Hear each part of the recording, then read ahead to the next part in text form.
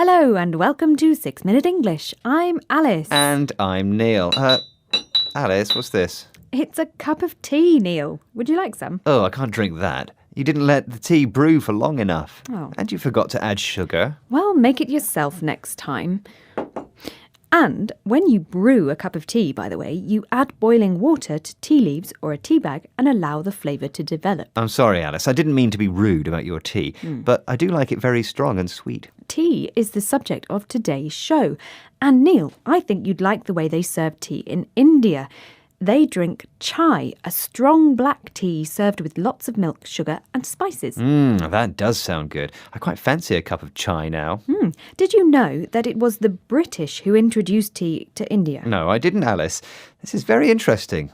I'm proud of our habit of having tea all the time, and tea bags are great, marvellous little invention. Yes, I agree. Well, that's my question for you today. Where was the tea bag invented? Was it in A, China, B, the US, or C, Britain? I buy a lot of tea bags, but I don't know their history, so I'm going to guess C, Britain. Well, we'll find out if you chose the right answer later on. Let's listen now to Professor Markham Ellis talking about the Chinese tea plant. He's a historian at Queen Mary University of London. Tea is a shrub that grows naturally in the mountainous areas of China, and several thousand years ago, no one knows how exactly, there are stories, it came to be clear that if you consumed the leaves of this plant, especially the younger leaves, then it had an interesting effect on you, and that effect could be thought of as medicinal, or it could be thought of as just kind of sanative, making you feel a bit better than you used to feel. Professor Markham Ellis tells us that people in ancient China consumed or ate leaves from the tea plant, and it had an interesting effect on them. Professor Ellis says tea has a sanative effect, making you feel better, so I might try munching a few leaves later on. All right then.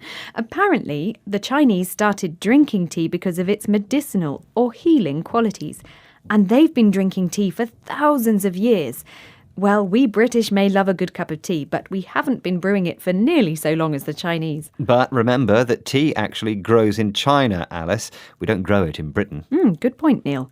Which brings me back to what we were talking about earlier. In the 19th century, the British started to grow tea in India in order to compete with Chinese tea production. When tea first arrived in Britain in the 17th century, it was incredibly expensive, and only the elite could afford to drink it. Elite means a small group of people in society who have money and power. Well, the opposite is true today. Everyone drinks tea. And cheap tea bags make really strong tea, just the way I like it. Oh, it's not for me. I like tea with a delicate flavour. Lapsang Souchong is my favourite with its evocative fragrance. Not tea bags, then? No, Neil. Lapsang is different from other types of tea because the leaves are smoke-dried over pinewood fires, giving the tea its distinctive smoky flavour. You sound like a TV advert, Alice. I can just see the misty mountains and the fields of tea. Can you tell us what evocative means? It means making you imagine something pleasant. And for some people, drinking tea is a spiritual experience. Let's listen to BBC reporter Mike Williams learning about the Asian custom of the tea ceremony.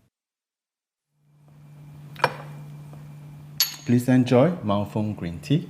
Thank you. That was a bit less than a mouthful. It's very, very small amount, isn't it? It's about 20 ml. It's a way to appreciate tea in very small quantity so you can concentrate and cultivate your mindfulness in drinking the tea. Mindfulness?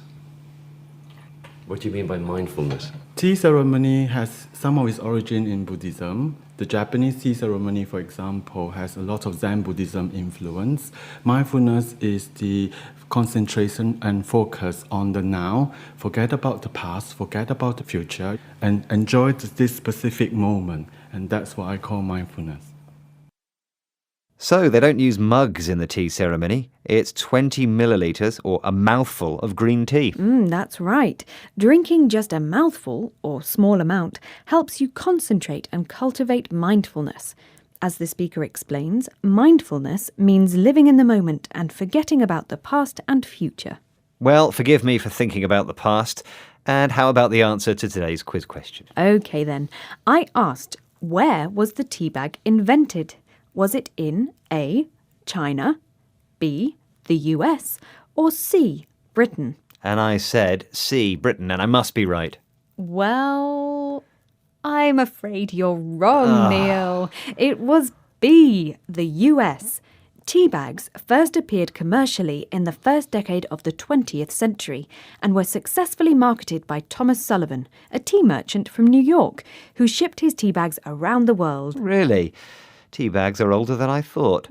Now, can you tell us the words we heard today? They are brew, consumed, sanative, medicinal, elite, evocative, mouthful, mindfulness. Well, that's the end of today's 6-Minute English. You can go and put the kettle on now for a nice brew. Please join us again soon. Yes. Goodbye. Bye-bye.